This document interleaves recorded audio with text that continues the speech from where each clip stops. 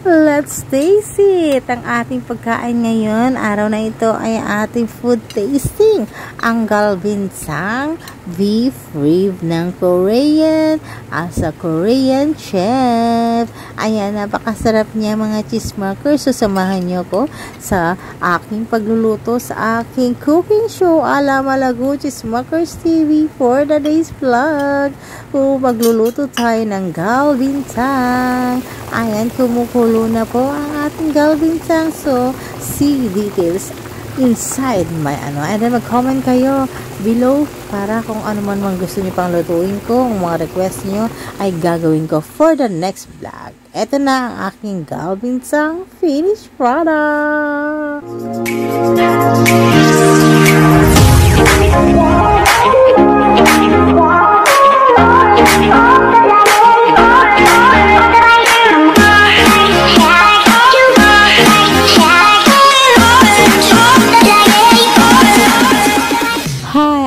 Chismakers TV at your service. Today's vlog is about magluluto tayo ng galbinsang, ang Korean dish, Korean soup na maluluto natin for today. So tara, samahan niyo ako guys. Ngayon ay namimili po ako sa supermarket ng panggalbi. Ito po yung beef ribs po na malambot. Malambot po dapat yung beef ribs niya. May mga special po na panggalbi talaga sa supermarket. So sa supermarket kayo bumili para malaman yung panggalbi talaga siya. Yung malambot po yung pagkaano ng kanyang laman. So pwede kailangan po yung beef ribs po talaga siya. So, ito yung mga gagamitin ko, guys. Ayan, namili na ako. Ito yung mga gagamitin ko. Ayan, ang beef galbi. Ayan, kailangan ganyan yung mga stripe niya, guys, para madali siyang maluto. Ayan, pechay. Kailangan natin may pechay. Siyempre, kailangan natin ng pechay, guys. Pechay. Siyempre guys, kailangan din natin ng chili green leek. Ayan, yung kanyang ugat. Kailangan natin. Ayan, ang garlic, ay soybean. Ayan, nakalista po lahat ang gagamitin ko. Meron din chili flakes. Ayan, ay mga gagamitin natin lahat ng mga ingredients. Ayan. So, ang una yung gagawin ay linisin natin ang ating beef ribs na yan guys. Ayan, buo pa siya. Ayan, lilinisin yung maigi guys. Make sure na malinis po talaga ang mga kinakain natin guys. Kayo po ang maglilinis mismo guys. Ayan, hiniwa-hiwa ko na siya guys. Ayan, hinihiwa-hiwa ko na siya ng pa-cubes. Kasi pahaba nga po ang beef ribs natin na nabili. So, ayan po, pa-cubes po siya. Tandaan, tingnan nyo naman po, napakalambot po talaga niyang hiwain. Kaya, dapat po ganyan po ang mga bibili nyo is kanya kalambot. And then, guys, after kong hiniwa yung guys, ayan, inaayos ko naman ang aking pechay, guys. Linisin din maigi ang pechay, guys. So, ayan, linisin na mga ilang beses, guys, para matanggal yung mga dyan. And then, magpakulo kayo ng tubig, guys. Ayan, pinakulo ko lang ng tubig, guys. At ayan, ilaan nyo, lulublob yung mga pechay, guys. Kailangan po siya, nilaga siya ng konti. Hindi naman po yung masyadong lata. So, yung lang, kahit tamtaman lang, kailangan lang yung parang steam lang siya, pero hindi, pakuluan talaga siya. Ayan po, guys. Ang gulo ko talaga, just pwesto na yan. So, ayan. So, pagbigay nyo na, kasi ako'y nalilito. Ayan po, ayan ang pechay. Hahanguin na natin ang pechay na pinakuluan, guys. Ang inyong pechay ay hanguin nyo na sa kumukulong tubig. Ayan. Akin palang binabaligtad. Ang gulo ko talaga.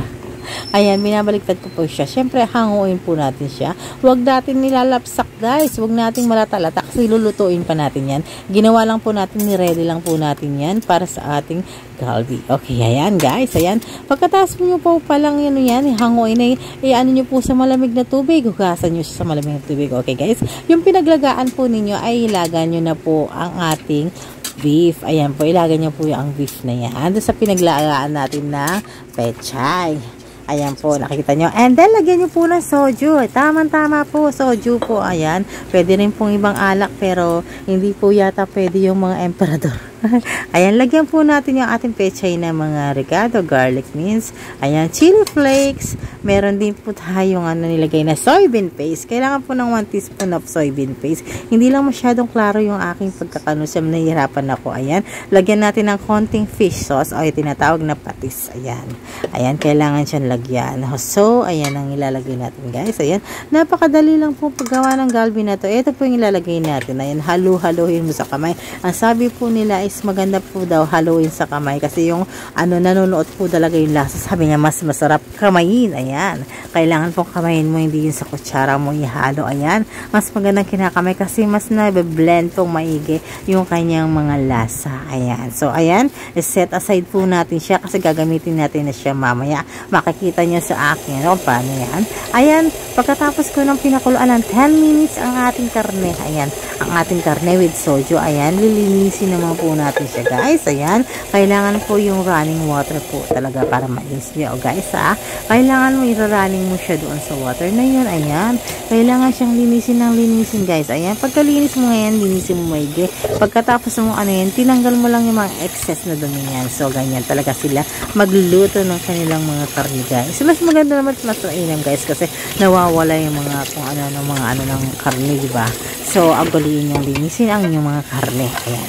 Ayan, pagkatapos yan, guys, syempre, ilang hugas. Yung mga 2 times hinugasan, guys. Ayan, tatanggalin na po natin yung mga excess na mga taba-taba, guys. Hindi natin kailangan ng mga taba-taba, guys. Kaya ginugunting natin yan. Kasi masama yan po sa heart. Masama yan sa ating puso at sa ating bad cholesterol po yan. Kaya, ayan po, ulit ko po pinapakita sa inyo, guys, na kailangan tanggalin natin ang mga taba-taba. Tayo mga Pilipino, gusto natin mga taba-taba, diba? Pero, take note, bawal po pala yan. Yan po ay hindi healthy sa atin. Yung mga artery na po natin, ng mga ugat-ugat natin ay mababarahan. Ayan. Tingnan yung mga Korean, napaka-sexy nila, napaka-nila kasi talagang malinis sila, tsaka talagang sila sa kanilang katawan na pinapasok sa kanilang mga bunganga. So, bakit hindi natin sila gayahin, guys, diba? Ayan, ang hinayang ka sa karne na yan yan, pero hindi mo alam pag kinaya mo yan, guys, abang buhay ka magkakaroon ng sakit kasi unti-unti niyang babarahin ang iyong puso, ang iyong atay, at ang iyong kaluluwa. Etching, pati kaluluwa pala. So, ayan ang mga natanggal ko. Imagine niyo, guys. Ito mga na yan, taba-taba, mapupunta sa katawan nyo, guys. Bad talaga, guys. Ito, guys, ang aking finished product na malinis na, guys. Lalagay nyo na ang radish na inyong inano kanina, guys. Buong radish siya, guys. Ayan, ang radish, onion, leek, and then yung kanilang yung kanilang dry, nakalimutan ko naman, dry leaves yun nilalagay dun, guys. Ayan, leek.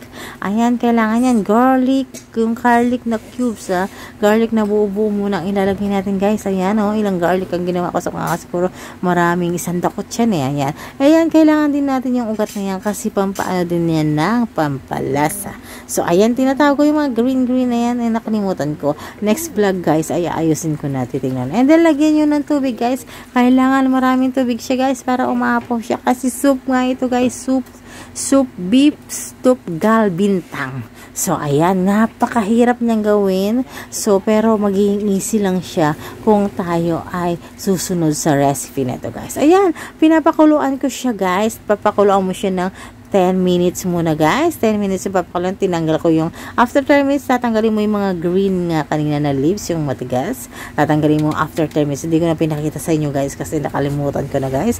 Tanggalin mo muna yun after 10 minutes. And then, ayan, tinanggal ko, hinango ko ang mga cabbage, guys. At huwag nyong itatapon yung mga cabbage na yun, guys, kasi gagamitin natin. Islicein lang natin siya ng maliliit na pino. Maliliit lang, guys. Hindi mga pino. Ayan. Akin na halo na, guys, ang baka. Ayan. Ito po, ilalagay na po natin ng ating kaninang minarinate na pechay. Nakita nyo kung paano yung marinate, guys. So, yung mga ibalikan nyo lang po yung aking video. So, ayan. Yan po ang ilalagay natin dyan. Imaginein mo. Minarinate mo, nilagay mo dyan. Ano kaya magiging lasa niyan, guys? Diba? So, na-imagine mo ba kung gaano siya kasarap ngayon? So, ayan. Tatakpan mo, guys. Ayan, kumulo na, guys. After pagkulo niya, guys, lalagyan mo ng toyo, guys. Take note, na kanilang toyo, guys, ay meron silang toyo para sa soup. Meron din silang toyo para sa sausawan. Magkaiba yan, guys, tinalakay na natin yan doon sa aking vlog na una, yung mga condiments na hindi pwedeng mawala sa bahay ng Korean. Makikita nyo yan sa aking vlog. So, ayan, pakuluan mo lang siya hanggang 30 minutes, guys. Papakuluan mo ng in a medium fire ang gagawin mo, guys. Ayan, pakuluan mo lahat ng ingredients na nilagay mo yan dyan, guys. So, kulong-kulo lang siya, guys. Pakuluan mo siya ng in a medium rice. Ayan ang magiging itsura niya, guys. Nilagay ko na yung sili niya and then the leek. Yung leek na tinadtad ko rin kaninang leek. Iba pa yung leek na inano mo. Ayan, katak katakam-takam talaga. Katakam-takam. Ano, yung parang full ka na. Yung full, yung gusto mo talaga kayo na natatakam ka. Ayan ang itsura niya. Lalo ko pa siyang sa inyo papakita. Ang diretsuhan at napakalinaw na yan, guys. Ayan, walang edit-edit, guys.